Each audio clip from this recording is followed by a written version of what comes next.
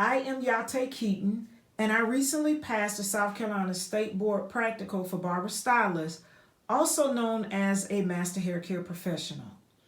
I'm doing this video entitled, What's Inside the Black Bag for Blood Exposure Procedure Supplies.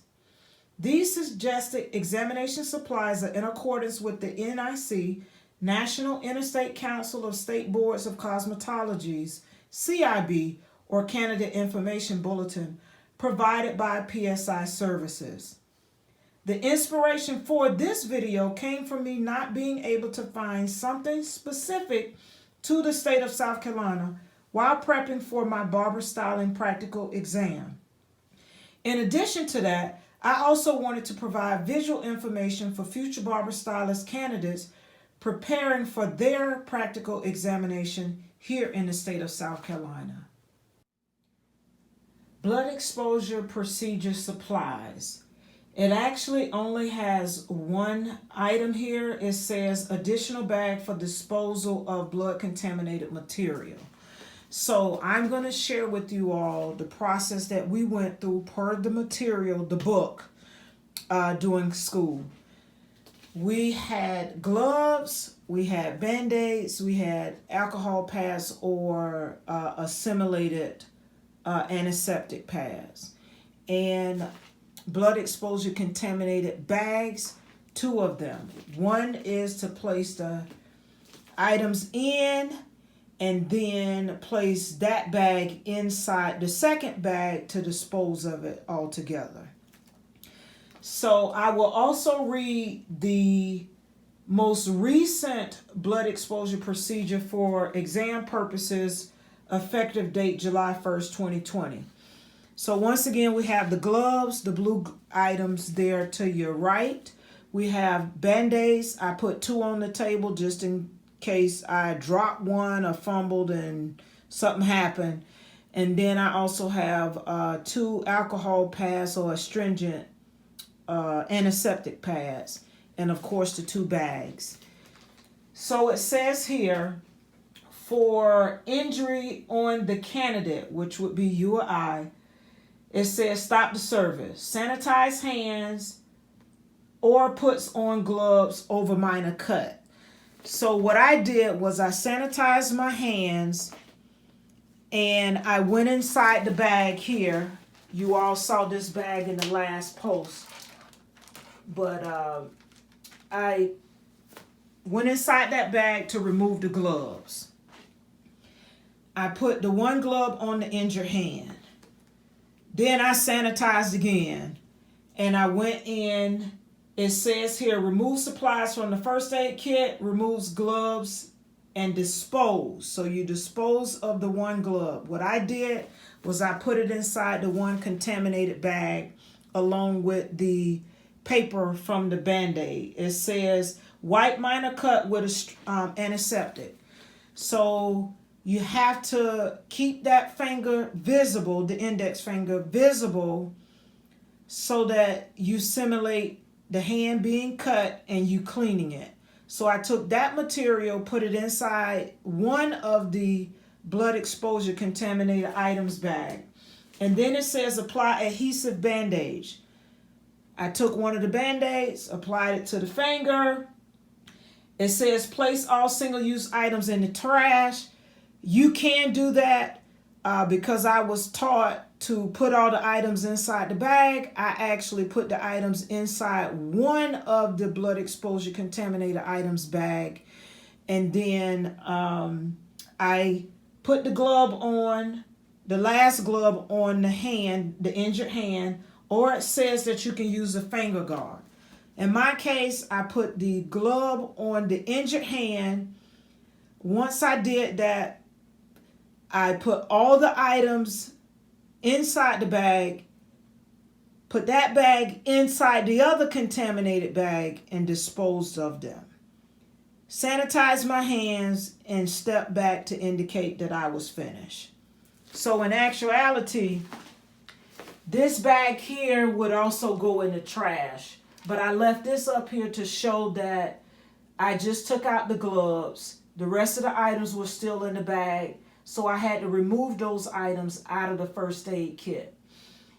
And this is the simulated first aid kit for that particular procedure, even though we have our other first aid kit that is part of universal supplies. So all of that goes into the trash. You dispose of it, come back, sanitize your hand with the glove on, and step back to indicate your finish.